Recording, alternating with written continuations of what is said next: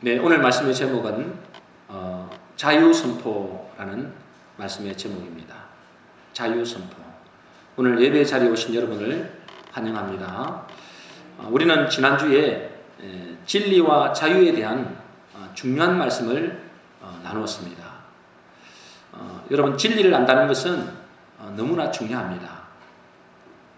진리를 알 때만이 우리는 자유할 수 있기 때문에 그렇습니다. 어디까지 자유할 수 있느냐? 죽음까지도 자유할 수 있습니다. 그래서 진리가 그만큼 중요합니다. 그런데 세상에서도 진리를 말하죠. 그러나 그 세상의 진리는 우리를 자유하지 못합니다. 잠깐은 자유할 수 있습니다. 그러나 참된 자유는 없습니다. 오히려 인간관계의 갈등과 파괴만 있을 뿐입니다. 그러나 하나님의 진리는 사람을 살립니다. 그리고 하나님의 진리는 자유케 하는 능력이 있습니다.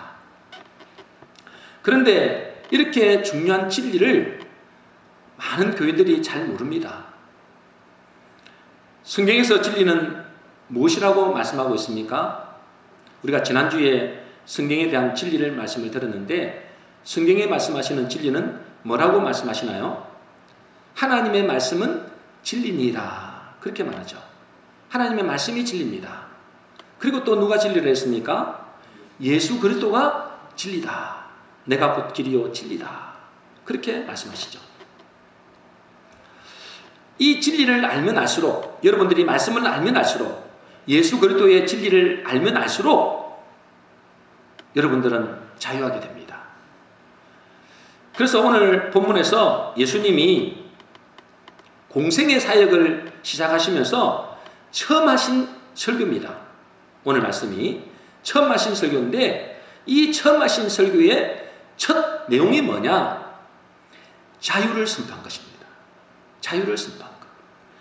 누가복음 4장 18절 19절입니다. 우리 같이 한번 읽어보겠습니다. 시작. 주의 성령이 내게 임하셨으니 이는 가난한 자에게 복음을 전하게 하시려고 내게 기름을 부으시고 나를 보내사 포로된 자에게 자유를, 눈먼 자에게 다시 보게 함을 전파하며 눌린 자를 자유케 하고 주의 은혜의 해를 전파하게 하려 하심이라 하였더라.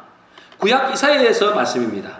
구약 이사야의 말씀을 인용해가지고 예수님이 이렇게 말씀하시는 겁니다. 가난한 자에게 복음을 전하시는데 나를 보내사 포로된 자에게 자유를, 눈먼 자에게 다시 보게 함을, 눌린 자를 자유케 하고 은혜의 해를 전파한다. 그렇습니다. 여러분, 여기서 은혜의 해가 뭡니까? 희년을 말합니다. 희년. 기쁠 희자, 해년자, 희년, 기쁨의 해다라는 거죠. 이 희년이라는 것은 여러분도 잘 아시겠죠? 50년마다 돌아오는 자유를 선포하는 해입니다. 50년마다 돌아와요. 그러니까 7년을 7번 지나죠. 77, 49. 그 다음 해가 희년입니다. 그래서 레위기 25장 10절에 이렇게 기록되어 있습니다. 우리 같이 읽어보겠습니다. 시작. 너희는 50년째 해를 거룩하게 하여 그 땅에 있는 모든 주민을 위하여 자유를 공포하라. 그렇습니다. 50년째가 어떤 날이라고요? 50년째 해를 거룩하게 하여 모든 주민을 위하여 뭘 공포하라고요? 자유를 공포하라. 50년째가 되면 희년이 됩니다. 그래서 자유가 공포가 되는 것입니다. 그래서 이 해는 누구에게 소속되어 있든지 노예로 있는, 종으로 있는 모든 이스라엘 백성들에게 자유가 선포되는 것입니다. 그래서 희년은 여호와의 은혜의 해다. 그러기도 하고 또 자유의 해다라고 불려집니다. 그런데 그 희년, 포로되고 노예된 모든 자들에게 자유의 해가 선포된 것입니다. 예수님이 선포하신 것입니다. 그래서 누가복음 4장 21절 이렇게 말씀하고 있습니다. 같이 읽겠습니다. 시작. 이에 예수께서 저희에게 말씀하시되 이 글이 오늘날 너희 귀에 응하였느니라. 그렇습니다. 이 글이 뭐예요?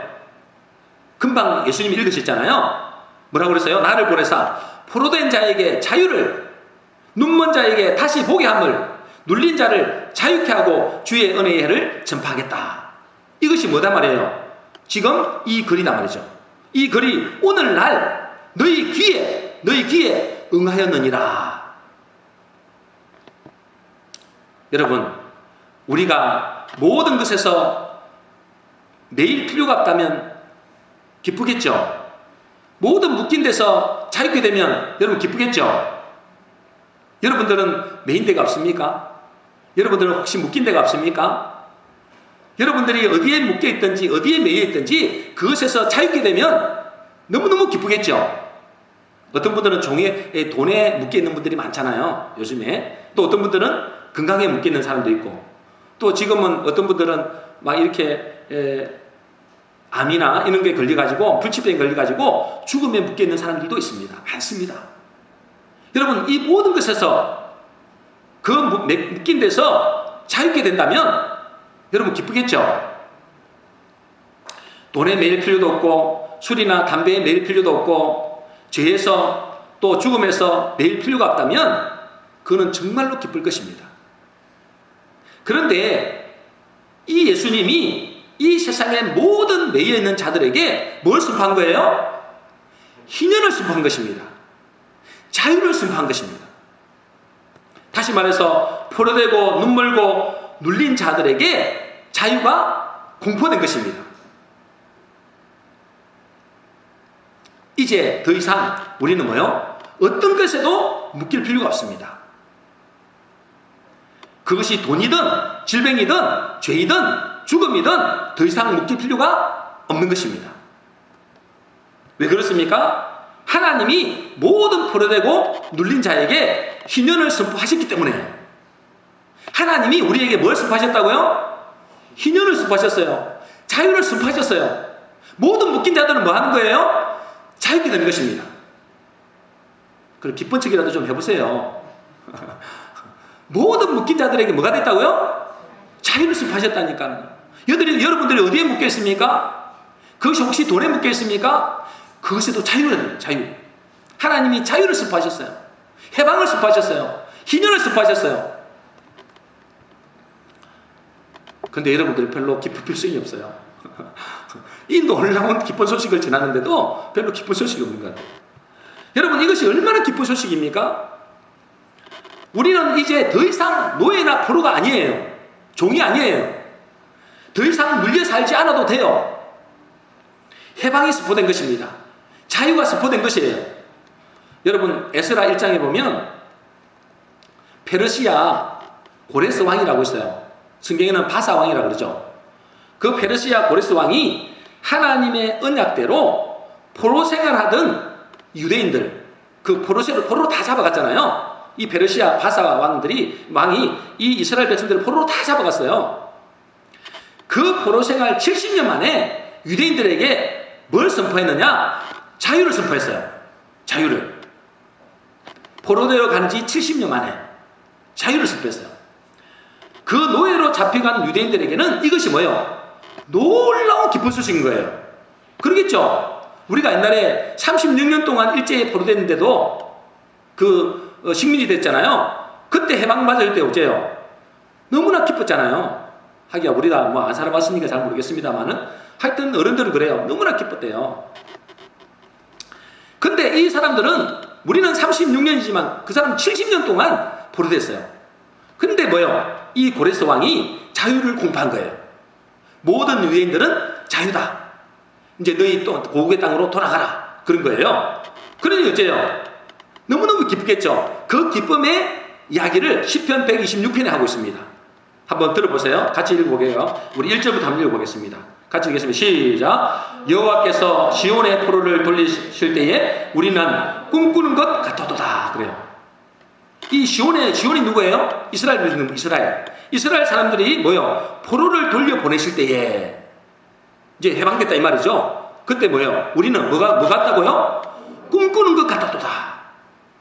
여러분, 제가 이 경험을 해봤어요. 제가 이 노예로 살았어요. 죄의 노예로, 마귀의 노예로 그렇게 살았거든요. 어느 날 복음이 내게 선포됐어요. 제가 그거를 듣고 꿈꾸는 것 같았어요. 진짜로. 며칠 몇 날을 꿈꾸는 줄 알았어요. 직장을 갔는데도 꿈꾸는 줄 알아요. 차를 타고 가는데 내가 꿈꾸는 줄 알았어요. 그랬었잖아요. 차를 타고 가다가 제가 꼬집어 봤어요. 적당히 꼬집으면 모를 것 같아서 세게 꼬집었어요. 그런지잖아요. 너무 아픈 거예요. 그럴 수 있잖아요.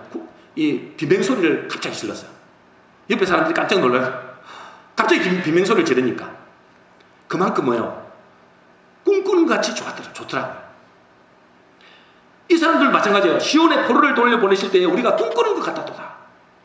2절 3절입니다. 우리 같이 읽어보겠습니다. 시작. 그때에 우리 입에는 웃음이 가득하고 우리 혀에는 찬양이 찼었도다. 열방 중에서 말하기를 여호와께서 저희를 위하여 대사를 행하셨다 하였도다. 여호와께서 우리를 위하여 대사를 행하셨으니 우리는 기쁘도다. 여호와께서 무슨 일을 행하셨다고요?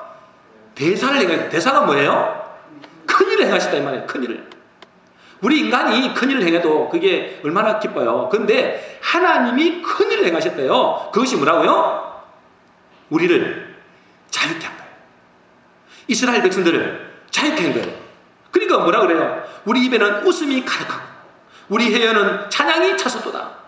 여호와께서 우리를 위하여 대사를 행하셨으니 우리는 기쁘도다. 여러분, 포로된 이들에게 얼마나 큰 기쁨의 소식인지를 잘 나타내주고 있죠. 이 세상에서 잠시 당하는 이 포로 생활, 그러잖아요. 그들이 뭐 잠시 당하는 거잖아요. 우리가 포로로, 노예로, 식민지로 살아봤자 몇 년이에요? 100년 안쪽이죠. 그렇잖아요. 우리가 살아있을 동안만 그렇잖아요. 그런데 이 잠시 당하는 포로되고 노예되는 데서 해방돼도 이렇게 기쁜 거예요. 그런데 만왕의 왕이신 예수 그리스도께서 우리에게 어떤 자유를 선포하셨어요? 어떤 자유를 선포하셨어요? 영원한 자유를 선포하셨어요. 영원한 자유를 선포하셨어요. 좀 기본칙이라도 하세요. 영원한 자유를 선포하셨다니까? 여러분 어디에 매여 있습니까? 그게 죽음입니까? 죄입니까? 아니면 돈입니까? 어디에 묶여 있습니까? 하나님이 여러분들을 뭐 한다고요? 해방, 자유. 그것도 뭐요? 영원한 해방, 영원한 자유를 선포하셨어요. 그러니 얼마나 기쁘겠냐 이 말이에요.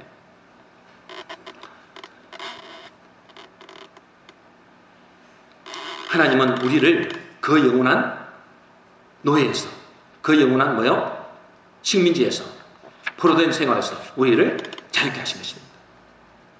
그런데 많은 교인들이 교회를 다니는데도 자유가 없고 기쁨이 없습니다. 이 소식을 듣는데도 별로 기쁨이 없어요. 별로 사유가 없어요. 이 소식을 들으면 여러분들은 어떻게 해야 되겠어요? 만세라고 외쳐야 돼요. 지금 사실은 속으로는 만세를 외치고 있죠. 네, 이 만세를 외쳐야 돼요. 그런데 많은 교인들이 교회를 다니는데 자유도 없고 기쁨이 없어요. 늘 어디에 묶여 삽니다. 돈에 묶이고 쾌락에 묶이고 죄에 묶이고 죽음에 묶여 삽니다. 교회를 다니는데 왜 그럴까요? 세 가지 이유 때문이에요. 세 가지 이유. 첫 번째는 뭐냐면 무지 때문이에요. 무지. 무지가 뭐예요? 무지.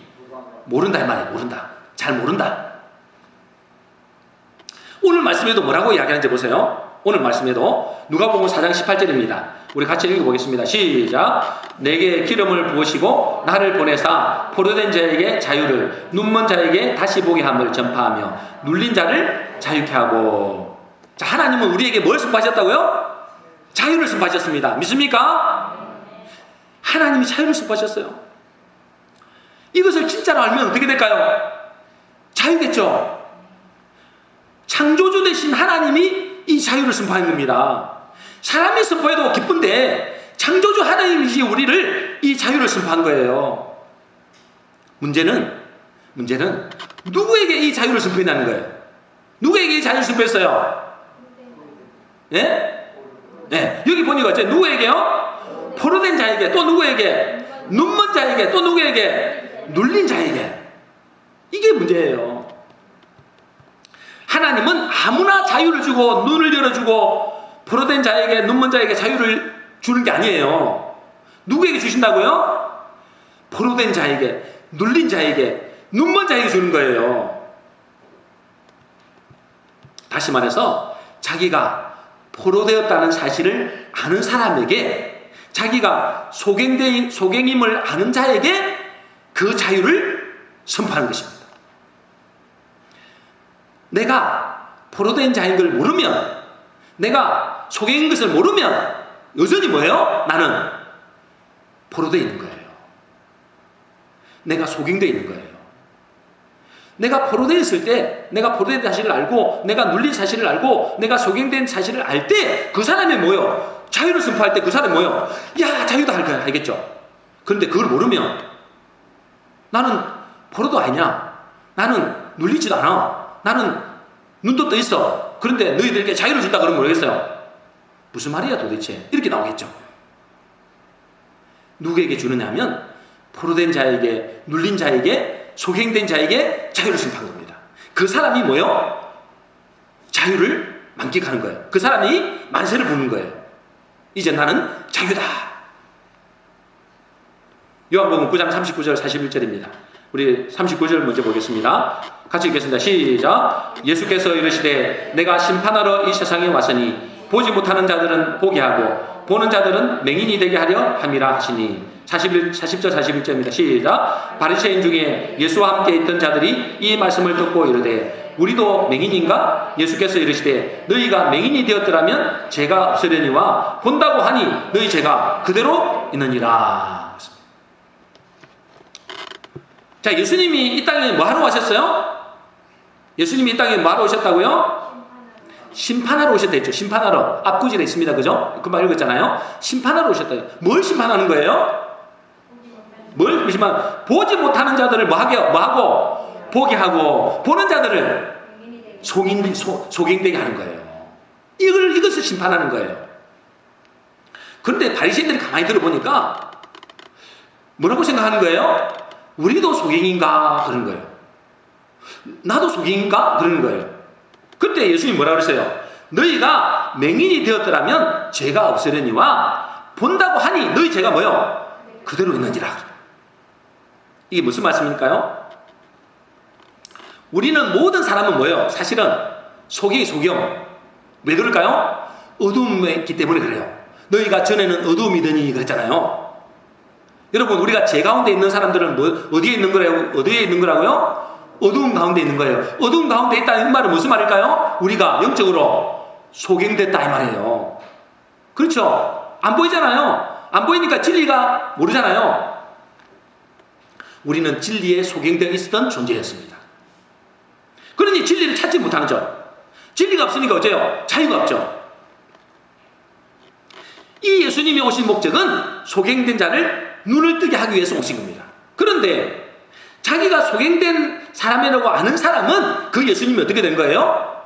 나의 구세주가 된 거죠. 나의 구원자가 된 것입니다. 그런데 나는 소경이 아니야. 나는 눈을 뜨고 있다고 생각해. 그 사람에게는 뭐가 되는 거예요?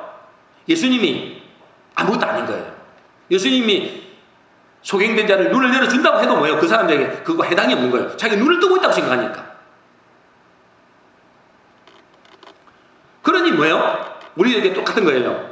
우리가 내가 포로된 자인 것을 알면, 내가 눌린 자인 것을 알면, 내가 소경된 것을 알면 예수님이 선포한 이 자유가 우리에게는 뭐가 되는 거예요? 너무나 큰 기쁨이 되죠. 진정한 자유가 되죠. 그런데 내가 포로된 것을 몰라.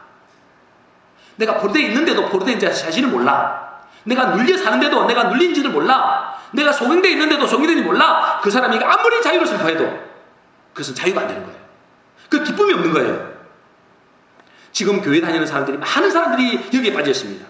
자기가 소경된 것을 모르는 거예요. 자기가 포로된 것을 모르는 거예요.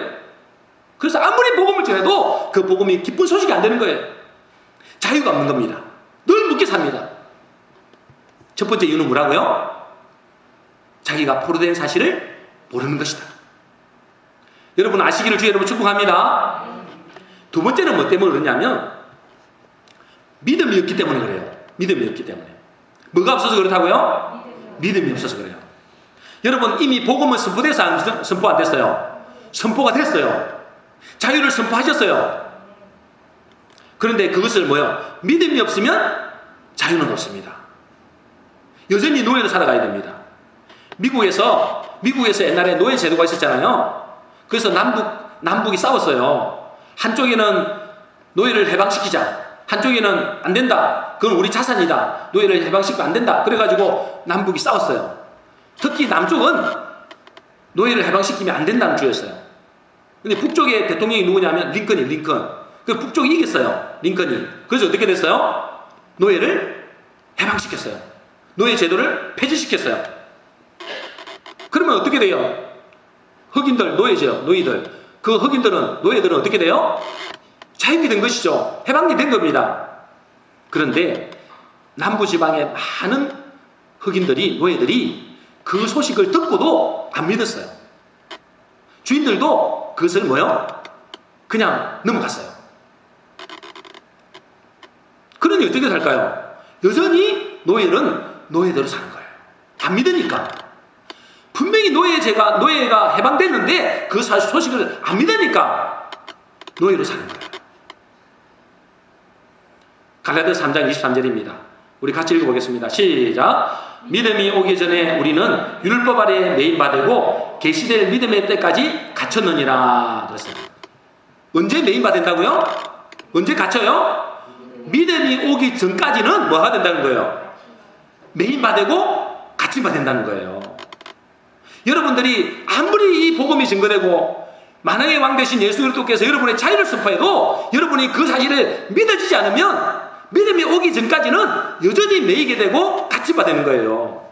노예 생활을 할 수밖에 없는 거예요. 그런데 왜 이 진리의 말씀이 안 믿으시죠? 왜 안 믿으실까요? 믿으셔야 되잖아요. 진리인데 진리가 믿어지면 되잖아요. 근데 안 믿으실까요? 왜? 지난주에 말씀드렸죠. 요한복음 8장 37절입니다. 우리 같이 읽겠습니다. 시작. 나도 너희가 아브라함의 자손인 줄을 아노라. 그러나 내 말이 너희 안에 있을 곳이 없으므로 나를 죽이려 하는도다. 나도 너희가 아브라함의 자손인 줄 안다. 이건 이 말이에요. 여러분들이 교회 다니는 줄 나도 안다. 여러분들이 예수 믿는 줄 나도 안다. 그런데 내 말이 뭐예요? 진리의 말이죠. 진리가 너희 안에 있을 곳이 없으므로 나를 죽이려 하는도다. 나를 죽인다는 건 누구를 죽이는 거예요? 예수를 죽이는 거죠. 그 예수가 본질이 진리야. 진리. 말씀이다 말이죠. 그 진리를 죽이는 거예요.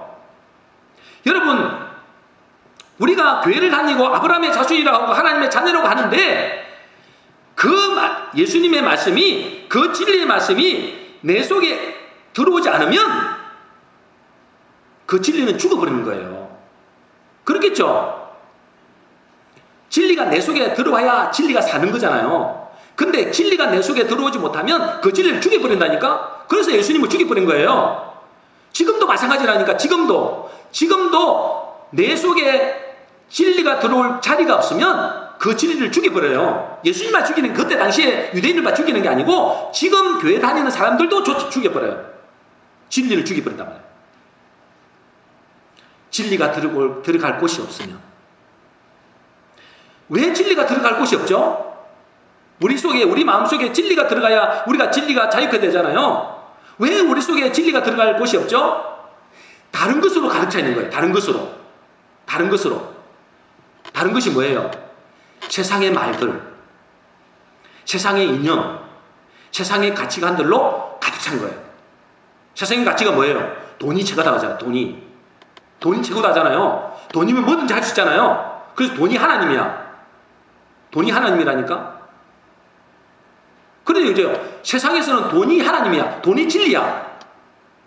그것도 가득 차 있는 거예요. 그러니 하나님이 너희들 자유케 했다고 그건 말은 안 들어오는 거예요. 돈이 진리이기 때문에. 돈이 자기가 돈으로 자기 마음속에 돈의 가치관으로 가득 차 있기 때문에. 진리가 들어갈 자리가 없는 거예요. 그러니 진리를 들어도 그 진리를 버리는 것입니다. 여러분, 이 진리가 안 믿으시면 여러분들은 아무리 교회 다녀도 여러분 평생 노예로 살아야 돼요. 진리가 여러분 속에 들어가야 됩니다. 진리가 들어가야 여러분 자유케 해요. 모든 것에서. 그게 영적이든 육신적인 거든 모든 것에 자유하게 돼요. 하나님이 나는 다른 것은 다 자유케 해도 돈만큼은 자유케 못해. 그렇게 말씀하지 않잖아요. 하나님은 우리를 자유케 할 때 모든 것을 자유하는 거예요. 심지어 죽음까지도 자유한다니까요. 그런데 여러분 속에 그 진리가 들어갈 자리가 없으면 그 진리는 죽어버리고 여러분은 노예로 살아야 돼요. 무슨 이야기죠? 지금도 교회 다니면서 많은 사람들이 노예로 살아가고 있어요. 종으로. 자유가 없어요. 묶여 살아요. 기쁨이 없어요. 왜 그럴까요? 진리가 들어갈 자리가 없는 거예요. 여러분 어떻게 해야 될까요? 내 마음속에 진리가 들어갈 자리를 만들어줘야 돼요. 다시 말해서 내 생각, 내 이념, 내가 만든 가치관, 내가 만든 틀을 깨뜨려야 돼요. 그걸 보고 뭐라 한다고요? 자기 십자가를 진다 그러는 거예요. 그래서 예수님 뭐랬어요? 내 십자가를 지고 나를 따라야 된다잖아요.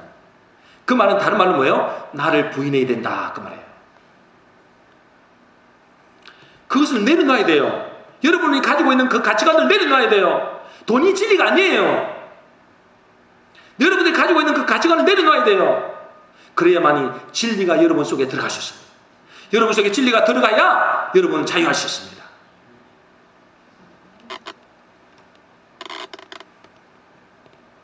저와 여러분들이 내 속에 있는 다른 것들을 버림으로 진리가 여러분 속에 역사하셔서 참된 자유를 누리시기를 주의 이름으로 축복합니다.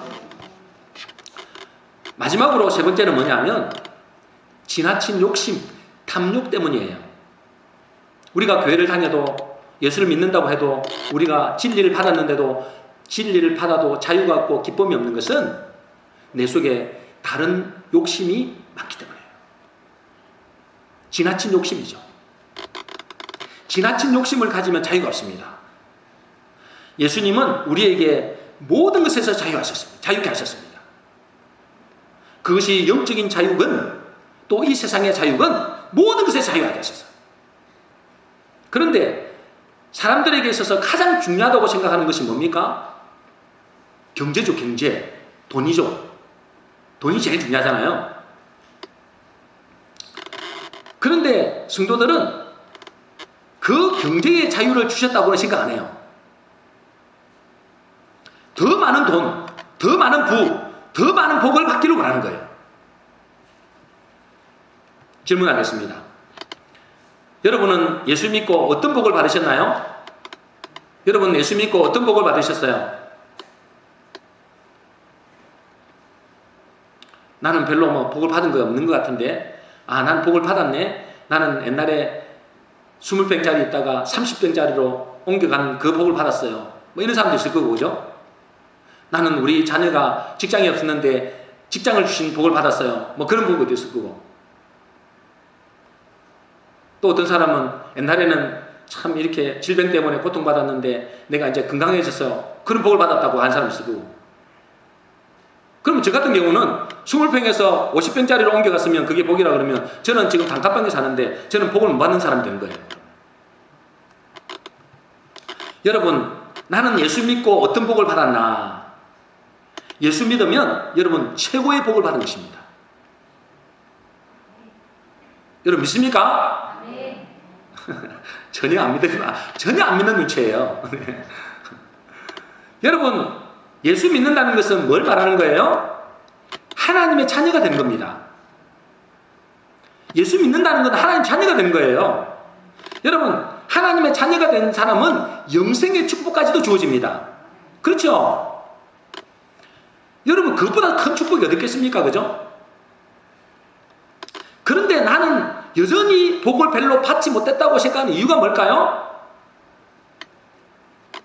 하나님이 생각하는 복의 기준과 내가 생각하는 복의 기준이 다르기 때문에 그렇습니다. 하나님이 나의 아버지가 되시고 나는 그분의 자녀가 되었다면 여러분, 사실상 모든 것을 받은 것이나 마찬가지잖아요. 그런데 사람들은 이렇게 생각하는 겁니다. 왜 나는 이 정도밖에 못 살지? 나는 하나님의 자녀라고 하는데, 아버지가 우리 하나님이라고 하는데 나는 왜 이 정도밖에 못 살지? 이렇게 생각하는 겁니다. 여러분, 왜 이 정도밖에 못 살까요? 왜 나는 20병도 30병밖에 못 살까요? 한 50병, 100병짜리 삶이 좋겠는데 왜 그것밖에 못 살죠? 하나님은 우리의 믿음의 그릇대로 주십니다. 어떤 대로 주신다고? 어떤 것에 주신다고? 어떤 그릇에 따라 주신다고요? 믿음의 그릇만큼 주십니다. 여러분 생각해 보세요. 내게 주신 것을 생각해 보라고요. 내게 주신 것들을. 여러분 저 산천을 우리의 뭘로 주신 거예요? 정문으로 주셨어요. 그죠? 정문으로. 저 산천, 저 자연 있잖아요. 저 자연을 우리의 뭘로 주셨다고요? 정문으로 주셨다고요. 저 하늘과 별들을 다 우리의 배경으로 주셨잖아요.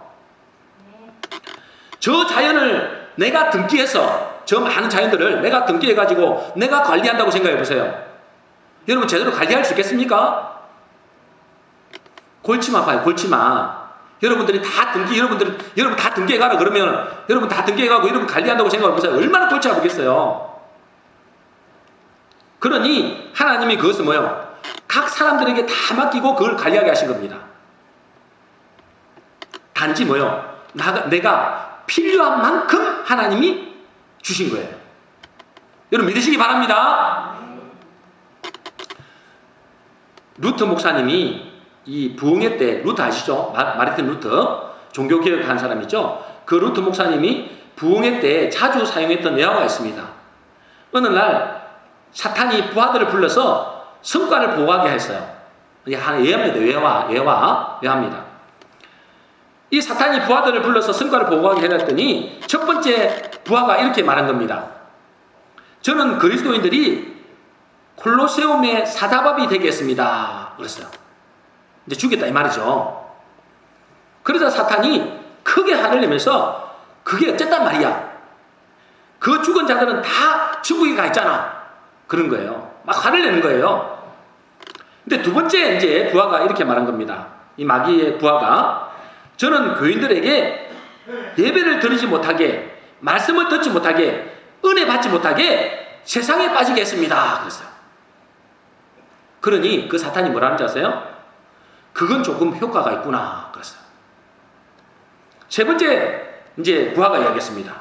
저는 오랫동안 신앙생활 한 성도들을 골라서 오랜 동안 신앙생활 한 사람들입니다. 오랜 동안 신앙생활을 한 성도들을 골라서 사업이 잘 되게 하고 많은 돈을 벌게 했습니다. 그랬더니 그들이 점점 여가 생활에만 관심이 쏠려서 이제는 교회도 잘 나가지 않습니다. 그랬어요. 돈을 많이 벌게 해줬더니 부자 되게 해줬더니 여가 생활을 즐긴다고 교회도 안 나간다는 거예요. 그러자 사탄이 뭐요? 세 번째 보고를 듣고는 크게 기뻐했다는 겁니다. 여러분 사탄은 우리에게 세상의 것을 뭐요? 많이 주려갑니다. 더 부자 되게, 절 잘 되게, 더 성공하게. 그래서 결국 뭐 하게 하는 거예요? 망하게 하는 거예요. 망하게 하는 거예요. 그런데 하나님은 우리에게 가장 필요한 만큼만 주십니다. 왜 그럴까요? 우리를 사랑하기 때문에 그래요. 여러분 제가 수요 예배 때도 말씀드렸죠. 하나님은 우리를 뭐 하는 거예요? 우리를 사랑하십니다. 그죠? 따라하겠습니다. 하나님은 우리를 사랑하신다. 그래서 하나님은 뭐예요? 하나님은 사랑이시다 그랬잖아요. 그런데 사랑의 의미가 뭐냐 이러죠. 사랑의 의미. 우리가 수요 예배 때 그랬잖아요. 사랑의 의미가 뭐냐 그랬습니다. 여러분 사랑의 의미가 뭐예요? 사랑의 의미는 다른 사람의 필요를 채우는 겁니다. 따라하겠습니다. 사랑은 다른 사람의 필요를 채워주는 것이다. 근데 사람들은 있잖아요. 사랑을 뭐라고 생각하는지 아세요? 사랑을 자기의 원함을 채워주는 것이라고 생각하는 거예요. 어떻게 생각한다고요? 자기의 원함을 채워주는 것이라고 생각하는 거예요. 그래서 자기의 원하는 대로 채워지지 않으면 하나님은 자기를 사랑하지 않는다고 생각하는 거예요. 여러분, 부모는 자녀의 원함을 채워주는 것이 아니라 뭘 채워주는 거예요? 필요를 채워주는 겁니다. 정상적인 부모라면 그래요. 예를 들자면 자녀들이 원하는 게 뭐예요? 아이고 나는 오늘 학교 가기 싫어. 그러면 학교 안 가면 학교 가기 싫다는 것이 자기 자녀들의 원함이죠. 그러면 학교 안 가고 맨날 집에서 놀기만 한다면 그게 좋은 거예요? 나쁜 거예요? 나쁜 것이죠. 자녀들이 뭐예요 또? 아이고 나는 공부하기보다는 게임하는 걸 좋아. 그래서 뭐예요? 그가 원하는 대로, 그를 사랑한다고 그를 원하는 대로 그래 게임만 해. 그러면 어떻게 되는 거예요? 그 아이를 망하게 하는 거죠. 정상적인 부모라면, 진짜 자녀를 사랑한다면 자녀의 원함대로 채워주는 것이 아니고 자녀의 필요를 채우는 겁니다. 자녀의 필요는 뭐예요? 공부하는 것이죠. 그래서 하기 싫어도 뭐예요? 공부를 시키는 겁니다. 그것이 그의 필요이기 때문에 그래요. 여러분, 자살하는 사람들은 어떻습니까? 자살하는 사람들의 원함은 뭐예요? 안 아프고 빨리 죽는 거죠. 그게 자살하는 사람의 원함이잖아요. 그런데 그의 필요는 뭘까요? 살고자 하는 용기, 또 뭐요? 삶의 이유를 찾게 해주는 거죠. 그래서 다시 살게 하는 거잖아요. 자기 원하는 대로 해주는 게 아니고 사랑은 그의 필요를 채우는 것입니다. 믿으시기 바랍니다. 그래서 하나님은 우리를 사랑하기 때문에 우리의 원함을 주는 게 아니에요. 우리의 필요를 채우는 거죠. 그래서 하나님이 우리에게 주신 것이 뭡니까? 하나님은 우리의 필요를 채우기 위해서 우리에게 주신 것이 뭐예요? 뭘 주셨어요? 독생자 예수 그리스도를 주셨습니다. 그렇죠? 왜 그럴까요? 우리의 필요가 뭐기 때문에? 죽음에서 사는 것이기 때문에, 죽음에서 생명을 얻는 것이기 때문에. 영적으로 죽은 우리에게 가장 필요한 것은 생명이라는 거예요. 생명. 그래서 생명 대신 예수 그리스도를 우리에게 주신 것입니다. 하나님은 우리에게 가장 필요한 것을 가장 잘 아십니다. 그러나 우리가 지나친 욕심에 사로잡혀 있으면 우리는 자유를 누릴 수 없습니다. 아무리 예수님이 우리에게 모든 것을 주고 싶어도 뭐요? 우리 속에 욕심이 있으면, 탐욕이 있으면 우리는 자유할 수 없는 거예요. 그리고 그러므로 우리가 예수를 믿는다는 것은 이미 모든 축복을 받은 것이라고 생각해야 됩니다. 왜 그러냐면 내 안에 예수 그리스도가 와 계시고 또 우리의 아버지가 하나님이 되기 때문에 그렇습니다. 갈라디아 5장 1절입니다. 우리 같이 읽어보겠습니다. 같이 읽겠습니다. 시작. 그리스도께서 우리를 자유케 하려고 자유를 주셨으니 그러므로 굳세게 서서 다시는 종의 멍에를 내지 말라. 그리스도께서 우리를 자유케 하려고 뭘 주셨어요? 자유를 주셨대요. 믿습니까? 예수님이 우리에게 자유를 주셨어요. 하나님은 우리를 자유를 선포하셨어요. 그러므로 이제는 말하고요. 다시는 마지막하고 종의 멍에를 내지 마라. 하나님은 우리에게 자유를 선포하셨습니다. 그것은 육신적인 자유뿐만 아니라 죄와 사단과 죽음까지도 자유케 하신 것입니다. 더 이상 더 큰 축복은 없습니다. 최고의 축복을 받은 것입니다. 단지 우리가 그것을 모르거나 내 욕심으로 말미암아 자유를 누리지 못하는 것입니다. 이제 누구든지 이 복음을 믿고 받아들일 때 우리는 완전한 자유를 얻을 수 있습니다. 이제 우리에게 남은 것은 뭡니까? 그것을 믿는 것입니다. 믿음만 남았어요. 그래서 이 말씀을 꼭 기억해야 됩니다. 누가복음 4장 21절입니다. 우리 같이 읽겠습니다. 시작. 이에 예수께서 저희에게 말씀하시되 이 글이 오늘날 너희 귀에 응하였느니라. 이 글이 뭐예요? 우리에게 포로된 자에게 뭘 주신 거예요? 자유를 주셨다. 이 글이 오늘날 너희 귀에 응하였다. 이것이 이미 우리에게 성취되었다는 것입니다. 만왕의 왕 되신 주님께서 우리에게 자유를 선포하신 것입니다. 이 말씀을 믿는 사람은 복 있는 사람입니다. 그 사람은 완전한 자유자입니다. 자유자답게 살아가는 것이 하나님의 뜻입니다. 여러분, 하나님께서 우리에게 자유를 선포하셨으므로 여러분 자유자로 살아가시기를 주의 이름으로 축복합니다. 결론입니다. 하나님은 예수 그리스도를 통해서 우리에게 자유를 선포하셨어요. 이 자유는 세상의 모든 얽매인 것에서 자유입니다. 이제 우리는 자유자입니다. 자유자. 더 이상 세상의 것과 죄와 죽음에도 묶일 필요가 없어요. 그런데 많은 교인들이 어딘가에 묶여 있습니다. 포로되어 살고 있고 눌려서 살고 있습니다. 왜 그럴까요? 무지 때문입니다. 무지. 특히 무엇에 무지되어 있습니까? 내가 포로되어 있는 것조차 모릅니다. 내가 소경되어 있는 것조차 모릅니다. 그러니 자유를 선포해도 자유가 없습니다. 두 번째는 뭡니까? 믿음이 없으면 자유가 없습니다. 아무리 하나님이 우리에게 자유를 선포해도 믿지 않으면 자유가 없습니다. 왜 믿지 못할까요?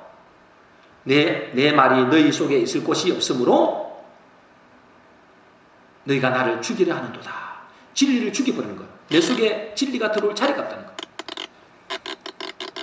그래서 내 속에 있는 다른 가치들을 버려야 됩니다.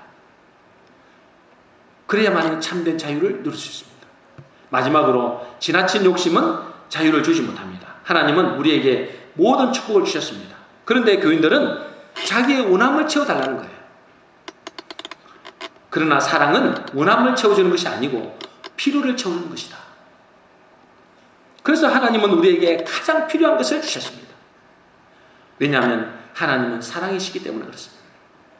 분명한 사실은 만왕의 왕이신 예수 그리스도가 모든 내인 자에게 자유를 선포하신 것입니다. 이제 우리가 이 사실을 믿고 받아들일 때 우리는 진정한 자유자가 되는 것입니다. 우리 모든 성도님들은 예수님이 선포하신 자유 선포를 믿음으로 받아들이셔서 참된 자유자로 살아가시기를 주의 이름으로 축복합니다.